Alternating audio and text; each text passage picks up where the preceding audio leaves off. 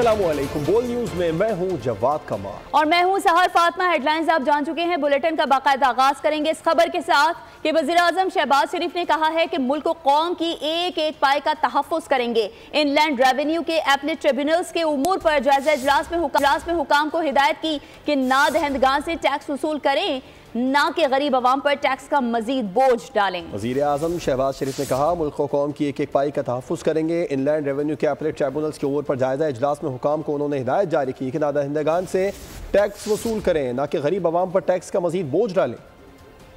Inland revenue के appellate tribunals के उमूर पर जायजा इजलास। वज़ीर आज़म ने अदालतों में रुकी हुई महसूलात के कानूनी मुकदमात को जल्द अज जल्द निपटाने की हिदायत कर दी। कहा अपीलेट ट्रिब्यूनल्स इनलैंड रेवेन्यू में बैन-अल-अक़वामी मयार की अफरादी कुव्वत को मुसाबकती तनख्वाहों, मरात और पेशा वराना टैलेंट की बुनियाद पर तैनात किया जाए। कहा अल्लाह के फजल करम से FBR इस्लाहात पर काम तेजी से जारी है। हाल ही में कराची में फीसलेस असेसमेंट निज़ाम का इजरा किया गया। जदीद खुदकार निज़ाम से करप्शन का खात्मा और कस्टम्स क्लियरेंस के लिए दरकार वक्त में खातिर खा कमी आई। मुल्क कौम की एक एक पाई का तहफ़्फ़ुज़ करेंगे। हुक्काम को हिदायत की कि नाहिंदगान से टैक्स वसूल करें, ना कि गरीब आवाम पर टैक्स का मजीद बोझ डालें। इजलास में वफाकी वजीर बराए इक्तिसादी उमूर अहद खान चीमा, वजीर ममलिकत बराए खजाना अली परवेज मलिक, अटॉर्नी जनरल और मुतालिका हुक्काम ने शिरकत की। आज PIA के लिए बड़ा दिन है। 4.5 साल बाद कौमी एयरलाइन की परवाज़ 320 मुसाफिरों को लेकर पेरिस रवाना हो गई। वज़ीर दिफा ख़ालिद आसिफ ने ऑपरेशन का इफ्तिताह किया और परवाज़ को रवाना किया। तर्जुमान के मुताबिक तकरीबन 7.5 घंटे में मुसाफिर मंजिल पर पहुँच जाएंगे। मुसाफिरों को लेकर फ्रांस के लिए उड़ान भर गया।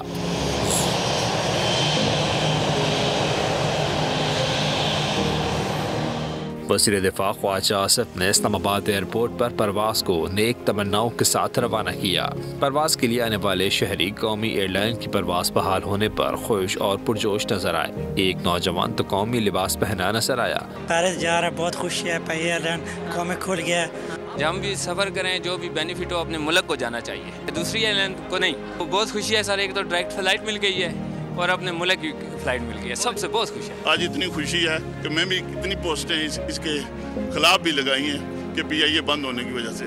आज इतनी खुशी है कि मैं क्या बयान भी नहीं कर सकता। तर्जुमान PIA का कहना है कि बराह रास्त परवास बड़ा अहम मौका है। इस तरह मुसाफिरों का वक्त और पैसा दोनों बच रहे हैं। पाकिस्तान इंटरनेशनल एयरलाइंस की परवाज़ों की बहाली के लिए ख्वाजा साद रफ़ीक ने बहुत काम किया है। शहबाज शरीफ ने मुसलसल परवाज़ों की बहाली के अमल को मॉनिटर किया। वज़ीर आज़म का शुक्रगुजार हूँ, अल्लाह ताला PIA को कामयाब करे। वज़ीर दिफा ख्वाजा मोहम्मद आसिफ का इस्लामाबाद में तकरीब से खिताब। कहा कि PIA जल्द अपना खोया हुआ मुकाम हासिल करेगी। यूरोप की फ़ज़ाओं में सब्ज़ हिलाली परचम लहराएगा।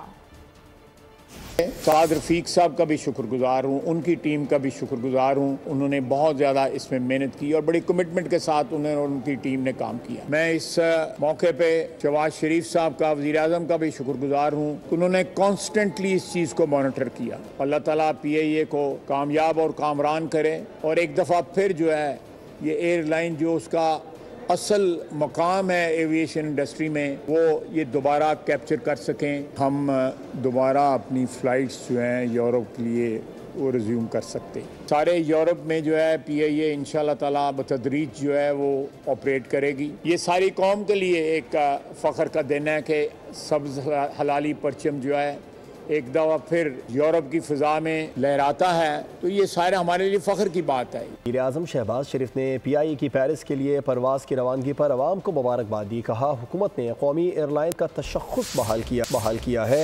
परवाज़ों की बहाली से बैरून मुल्क मुक़ीम पाकिस्तानियों की सहूलत होगी। PIA तरक्की की जानिब गामज़न है।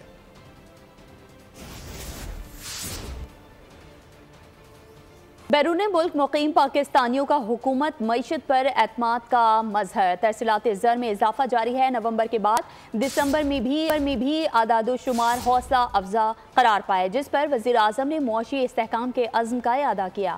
डॉलर्स, दिरहम, यूरो, पाउंड्स और रियाल की तरसील जारी रही। इस मामले में दिसंबर नवंबर से भी बेहतर रहा। दिसंबर 2024 तक तरसीलात ज़र का तखमीना 3.1 बिलियन डॉलर लगाया गया, जो नवंबर 2024 के मुकाबले में 5.6% ज़ायद है।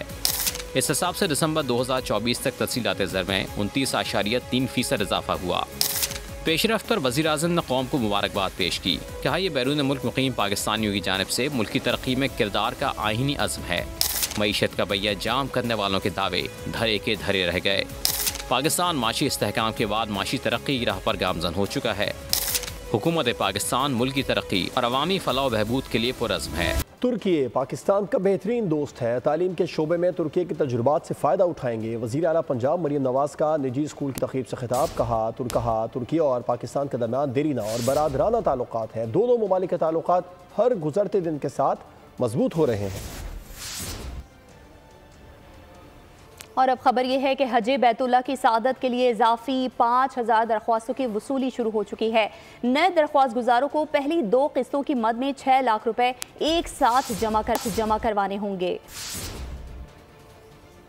अब आपको बताएं कि हज ग्रुप ऑर्गेनाइजर पाकिस्तान होप निजी सतह पर 90,000 हुज्जाज कराम के लिए इंतजामात करते हैं। वजारत मजहबी उमूर और सऊदी वजारत हज ने होप क़यादत की कारकर्दगी को सराहा है। इस्लामाबाद में अल्लामा ताहिर अशरफी की प्रेस कॉन्फ्रेंस। कहा होप में 904 हज ग्रुप ऑर्गेनाइजर्स शामिल हैं। हमारा एक ही शुआर है, हुज्जाज की खिदमत करना। भरपूर ताउन पर सऊदी हुकूमत के शुक्रगुजार हैं। पाकिस्तान की क़यादत जो कि प्राइवेट हुज्जाज के लिए पाकिस्तान में तमाम इंतज़ामात करती है और होप पाकिस्तान 90,000 हुज्जाज का इंतज़ाम करती है।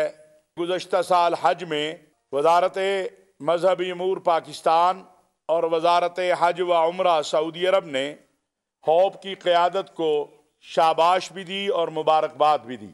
904 मुल्क के उन इदारों को जो प्राइवेट हज का इंतज़ाम करते हैं। हमारा शिआर एक है और वो है कि हाजी की खिदमत करना।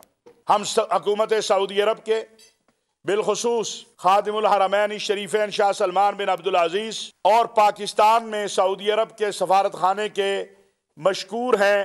मिलिट्री कोर्ट में सिविलियंस ट्रायल के खिलाफ दरख्वास्त की समाअत वकील खादा हारिस ने दलाइल दिए। कहा कि आर्मी एक्ट स्पेशल कानून है और स्पेशल कानून के शवाहिद और ट्रायल का तरीक़ाकार मुख्तलिफ होता है। जस्टिस जमाल बंदुखिल ने कहा हम यहाँ आम शहरी और फौजी जवान सबको इंसाफ देने के लिए बैठे हैं। फौज में जिनके खिलाफ फैसला आएगा उनको भी दूसरी अदालतों में अपील का हक होना चाहिए। मजीद समाअत पीर तक मुलतवी कर दी गई। सुप्रीम कोर्ट के आईनी बेंच ने मिलिट्री कोर्ट में सिविलियंस ट्रायल के खिलाफ दरखास्तों पर समाअत की। वजारत दिफा के वकील ख्वाजा हारिस ने दलाइल दिए कि फौजी अदालतों के फैसले को बुनियादी हुकूक के नुक्ते पर भी चैलेंज नहीं किया जा सकता। आर्मी एक्ट स्पेशल कानून है और स्पेशल कवानीन के शवाहिद और ट्रायल का तरीक़ाकार मुख्तलिफ होता है, जिस पर जस्टिस जमाल मुंदखिल ने कहा कि इस हिसाब से तो आर्मी एक्ट का इतलाक फैलाने के बजाय मजीद मुख्तसर करना होगा। सवाल तो इन 7-8 लाख फौजी जवानों के हुकूक का भी है। हम यहाँ आम शहरी और फौजी जवान सबको इंसाफ देने के लिए बैठे हैं।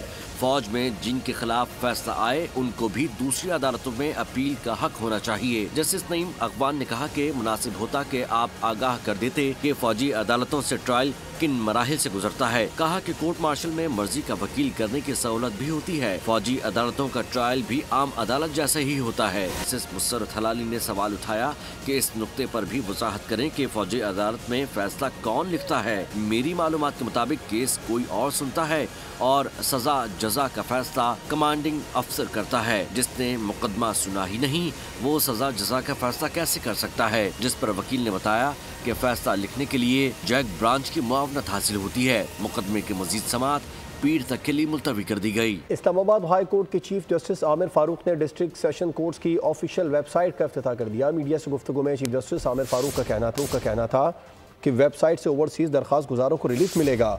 डिस्ट्रिक्ट कोर्ट्स के तमाम उबूरी हुक्मनामे भी एक क्लिक पर दस्तयाब होंगे। केसेस की तलाश FIR नंबर के इंदराज से भी मुमकिन हो सकेगी। आज इस्लामाबाद डिस्ट्रिक्ट जुडिशरी ने अचीव किया है वो है inauguration of Islamabad district judiciary की वेबसाइट। उस वेबसाइट से न सिर्फ लॉयर्स बल्कि आम पब्लिक को, आवाम को बहुत सहूलत मैसर आएगी। ये सहूलत खास तौर पे उन लोगों के लिए बहुत ज़रूरी है जो ओवरसीज़ हैं। ओवरसीज़ पाकिस्तानी का हमेशा से एक ये रहा है कि उनको पता नहीं चलता, केसेस डिले होते रहते हैं और उन तक खबर नहीं पहुंचती, सही तरीके से इंफॉर्मेशन नहीं आती। तो इस वेबसाइट से तमाम ओवरसीज या और जो लिटिगेंट्स पब्लिक में से लोग हैं जिनके केसेस इस्लामाबाद में पेंडिंग हैं, वो क्लिक ऑफ द बटन से दे कैन फाइंड आउट कि उनका केस किस स्टेज पे है, उसमें आज क्या ऑर्डर पास हुआ, उसकी प्रीवियस तारीख क्या थी, उसकी अगली तारीख क्या होगी। इन सारी मालूमात आम आवाम तक आज मुयसर आ गई है बगैर अदालत में आए। आगे बढ़ते हुए आपको बताएं कि मुल्क में महंगाई का ग्राफ मजीद नीचे आने लगा। एक हफ्ते में महंगाई की शरह में 0.65% कमी वाक़ हुई है। इदारे शुमारियात ने हफ्तावार बुनियादों पर महंगाई के नए आदाद-ओ-शुमार जारी कर दिए। हुकूमती पॉलिसियों के संबरात महंगाई को रिविज गियर लग गया, हफ्तावार शरह में फिर कमी। इदारा शुमारियात ने नई रिपोर्ट जारी कर दी। महंगाई बढ़ने की शरह सालाना बुनियादों पर 1.90% पर आ गई। एक हफ्ते के दौरान 18 अशिया की कीमतों में इजाफा, 10 अशिया की कीमतों में कमी, जबकि 23 अशिया की कीमतें मुस्तहकम रहीं। गुज़िश्ता हफ्ते टमाटर की फ़ी किलो कीमत 31.40% कम हुई। आलू 10.36% और अंडे 5.96% सस्ते हुए। दाल, चना, प्याज, चावल, दाल माश भी सस्ती होने वाली अशिया में शामिल हैं।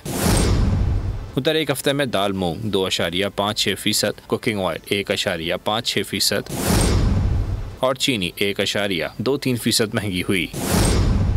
घी, डबल रोटी, लहसुन, जलाने की लकड़ी भी महंगी होने वाली अशिया में शामिल हैं। Institute of strategic studies research and analysis में इलाकाई तिजारत और वक्त पर नए मौक़े के मौजू पर सेमिनार का इनेकाद किया गया। गैर मुल्की सफ़ीरों, सरकारी हुकाम और सनती शोबे से वाबस्ता बड़ी तादाद में लोगों ने सेमिनार में शिरकत की।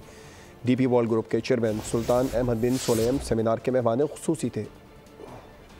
ट्रांजिट एंड ट्रांसशिपमेंट कार्गो की इंसानी मॉनिटरिंग के हवाले से शाये होने वाली खबरें बेबुनियाद हैं। FBR का रद्द-ए-अमल सामने आ गया। FBR ने कहा कि ऐसी खबरें FBR की state of the art technology पर मबनी निज़ाम वज़ा करने की मुखलसाना कोशिशों से लाइल्मी पर मबनी है। ट्रांजिट, ट्रेड और ट्रांसशिपमेंट कार्गो की मौसर निगरानी की जा रही है।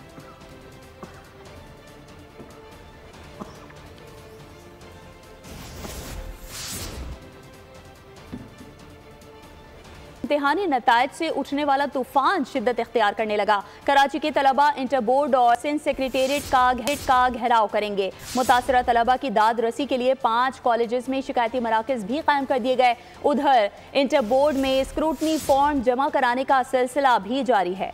इम्तिहानी नताइज के खिलाफ सदाए एहतजाज बुलंद करने का ऐलान। कराची के तलबा ने इंटर बोर्ड के घेराव का ऐलान कर दिया। इस दौरान इम्तिहानी बेज़ाब्तगियों की शिकायत चेयरमैन इंटर बोर्ड तक पहुंचाई जाएगी।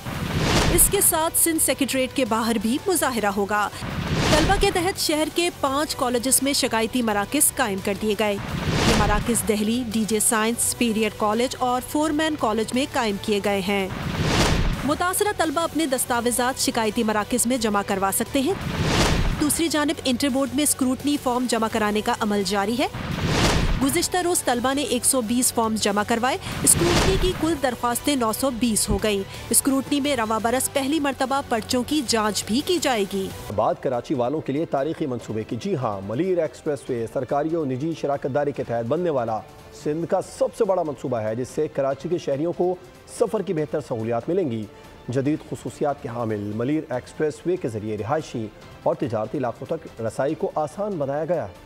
वो शाहकार जिसका था इंतजार कम वक्त में होगा, सफर महफूज और आसान। मलीर एक्सप्रेसवे कराची वालों के लिए तैयार। PP चेयरमैन बिलावल भुट्टो जरदारी, वज़ीर आला सिंध मुराद अली शाह की जानिब से मंसूबे का इफ्तिताह 11 जनवरी को किया जाएगा। कोरंगी कॉजवे से शाह फैसल तक की इब्तिदाई पट्टी 9.1 किलोमीटर पर मुहित है, जिससे सफर कम और ट्रैफिक की रवानी बेहतर होगी। मलीर एक्सप्रेसवे के जरिए शाह फैसल तक का सफर चंद मिनटों में तय होगा। जदीद सहूलियात से लैस मलीर एक्सप्रेसवे 2 तरफा सड़क है, जहाँ दोनों ट्रैक पर गाड़ियों के लिए 3 दौ बनाई गई है। मुसाफिरों की सहूलत के लिए पुलिस और रेस्क्यू की गाड़ियां भी मलीर एक्सप्रेसवे पर मुसलसल गश्त जारी रखेंगी। तारीखी मंसूबा तकरीबन 40 किलोमीटर तवील Korangi expressway Korangi creek Avenue को M9 मोटरवे के करीब काठोर के मकाम पर जोड़ेगा। एक्सप्रेसवे पर बनाए गए टूल प्लाजा पर छोटी गाड़ियों से 100 रुपए और भारी गाड़ियों से 200 रुपए फीस वसूल की जाएगी। शाह फैसल इंटरचेंज से शाह फैसल कॉलोनी पुल तक के हिस्से को नो पार्किंग जोन करार दिया गया है। जबकि एक्सप्रेस जाए तो ज़्यादा बेहतर है, क्योंकि फिर टाइम भी बचेगा और ये कि क्या कहते हैं, कम से कम बिलावल साहब से गुजारिश है कि कम से कम इसके चार्जेस रखें बाइक वालों के लिए, बहुत आसानी रहेगी। क्योंकि टाइम की बचत है, ड्यूटियों पे आने जाने की सुकून है, ये स्कूल के बच्चों को छोड़ना होता है, इसमें बचत है। तो बिलावल भुट्टो साहब से अपील है कि ये बाइकों वालों के लिए भी खोलें रास्ते, ताकि हम भी टाइम से जाके ड्यूटी पे पहुंच सकें। बहुत अच्छा है अगर बाइक के लिए खोल दें तो मतलब कि बाइक को पैसेंजर आने जाने में बहुत ही सही होगा, क्योंकि 10-20 रुपये का मसला नहीं है, पर्ची के बंदा 10 भी दे सकता है, कोई ये बात नहीं है। बाइक को भी अलाउ कर दें तो ये बहुत अच्छी बात होगी। छोटा ट्रैफिक के साथ हैवी व्हीकल्स है ना, उनको भी अलाउ करें ताकि वो ट्रैफिक डाइवर्ट हो सके।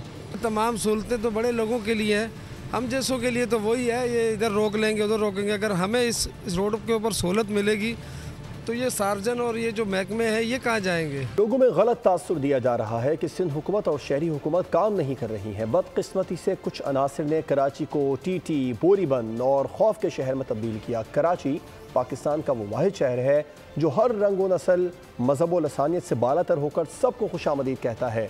मेयर कराची मुर्तज़ा वहाब की फूलों की नुमाइश की तकरीब में गुफ्तगू। का हाल बताते हैं, खामोशी से मुस्कुराते हैं। मैं भी थोड़ा शायर हो गया उस चक्कर में। ये है वो इल्म व अदब जो हम चाहते हैं। शहर की शान थी जो पता नहीं कहाँ फंस गई। जब लोगों से कलम छीन के, ज़बां छीन के टीटियां पहनाओगे, बोरियां लेकर आओगे तो यही होगा ना। तो यार वो जो मनफी प्रोपेगेंडा करने वाले हैं ना, वो तो अभी ये भी कहेंगे कि शुएब जिस तरह बैठा है ना वो सही से नहीं बैठा हुआ, काश वो इस तरह बैठा होता ना तो अच्छा हो जाता। वो पीछे जो मुस्कुरा रहे हैं ना वो ऐसे गलत तरीके से मुस्कुराया उन्होंने। ये जो मनफी सियासत है ना हमारे शहर के अंदर, ये हमारे शहर को नुकसान पहुंचाती है। हम अपने काम से इंशाल्लाह उनको खामोश करेंगे। कि लोग कहते हैं हम काम नहीं करते, हम निकम्मे हैं, निठल्ले हैं, पता नहीं क्या क्या कहते हैं। तो लियारी एक्सप्रेस वे वफाकी हुकूमत ने बनाई थी, 25 साल बने थे उसको बनने में। आज भी आपके सामने उसका हाल। मलीर एक्सप्रेस वे हमने अपनी हुकूमत में स्टार्ट की, अपनी हुकूमत में कंप्लीट की और आपके सामने है। डेरा इस्माइल खान से जहां सिक्योरिटी फोर्सेस का इंटेलिजेंस बेस्ड ऑपरेशन, फोर्सेस की खारजी दहशतगर्दों की मौजूदगी की इतला पर कार्रवाई सामने आई है। फोर्सेस की खारजियों के ठिकाने पर मौसर कार्रवाइयां। सिक्योरिटी फोर्सेस की कार्रवाई में 5 दहशतगर्द मारे गए हैं। दहशतगर्दों में सरगना शफीउल्लाह भी शामिल है। मजीद तफसीलात जानेंगे नुमाइंदा खुसूसी सलमान आवान से। सलमान बताइए। जी बिल्कुल, डेरा इस्माइल खान के इलाके मद्दी में ये कार्रवाई की गई है और जैसा कि आपने भी बताया कि बुनियादी तौर पर इंटेलिजेंस बेस्ड ऑपरेशन था। इस कार्रवाई में सिक्योरिटी फोर्सेज ने खारजी दहशतगर्दों के एक ठिकाने को टारगेट किया। बड़ी मौसर जबरदस्त कार्रवाई की गई जिसके नतीजे में सरगना शफीउल्लाह समेत 5 जो खारजी दहशतगर्द हैं वो मारे गए हैं और उनके हवाले से बताया गया है कि न सिर्फ सिक्योरिटी फोर्सेज पर हमलों में मुलविस थे बल्कि आम शहरियों के खिलाफ टारगेट किलिंग जैसे जराइम में भी इनका हाथ था। मारे जाने वाले दहशतगर्दों के कब्जे से बड़ी मिकदार के अंदर वेपन्स, एमुनिशन वगैरह बरामद हुए हैं और उसके साथ ही इस वक्त एक सैनिटाइजेशन ऑपरेशन किया जा रहा है ताकि इस इलाके को दहशतगर्दों से मुकम्मल तौर पर पाक किया जा सके। जी ठीक है, अहम खबर शामिल करेंगे कराची के इलाके कैदाबाद से जहां फायरिंग का वाकया पेश आया है। एक शख्स जान बहक जबकि 6 अफराद जख्मी हो गए।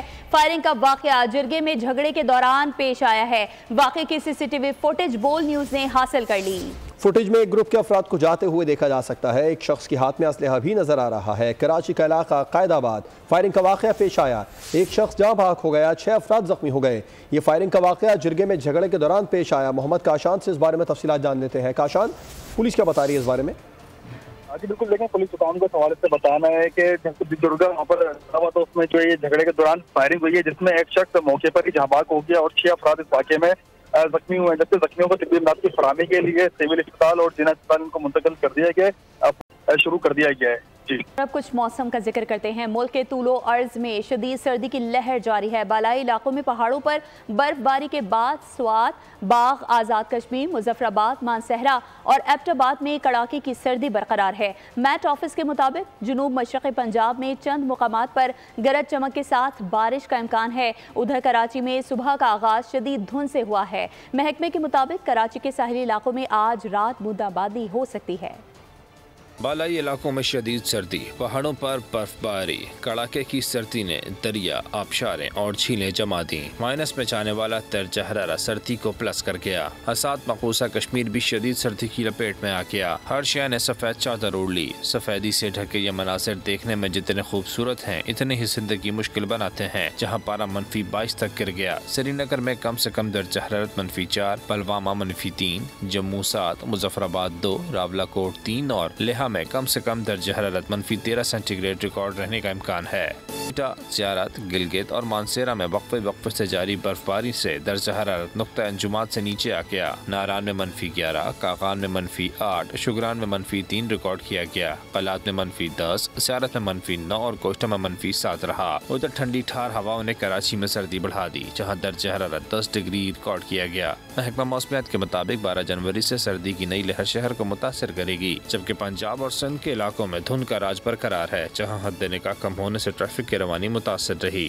पाकिस्तान के मोहम्मद आसिफ ने सार्क स्नूकर चैंपियनशिप जीत ली। कोलंबो में इवेंट के फाइनल में आसिफ ने श्रीलंका के खिलाड़ी को बासानी शिकस्त दी। बेस्ट ऑफ 9 फ्रेम्स के मुकाबले में मोहम्मद आसिफ ने 5-0 से फतह समेटी। अजरत इकबाल के बाद Mohammad Asif SAARC snooker championship जीतने वाले दूसरे पाकिस्तानी खिलाड़ी हैं। और अब आपको बताएं कि पाकिस्तान क्रिकेट बोर्ड ने मजीद 4 साबिक खिलाड़ियों को हॉल ऑफ फेम में शामिल कर लिया है। मुश्ताक मोहम्मद, इंज़मामुल हक, सईद अनवर और मिसबाहुल हक को शानदार खिदमात पर एजाज़ दिया गया है।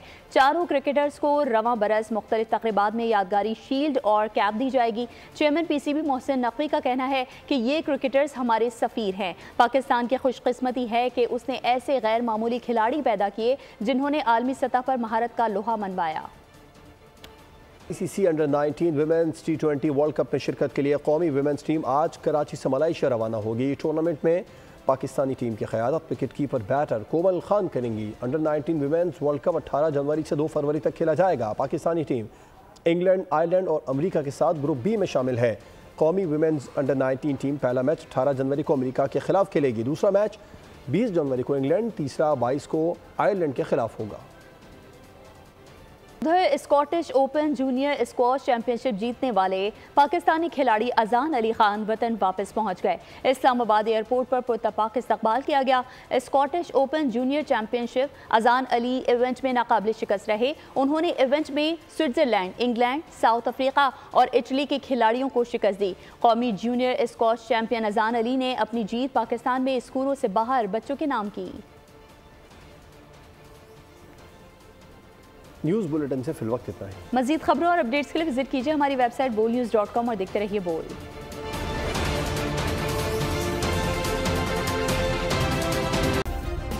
सब्सक्राइब करें और बेल दबाएं ताकि कोई खबर रह न जाए।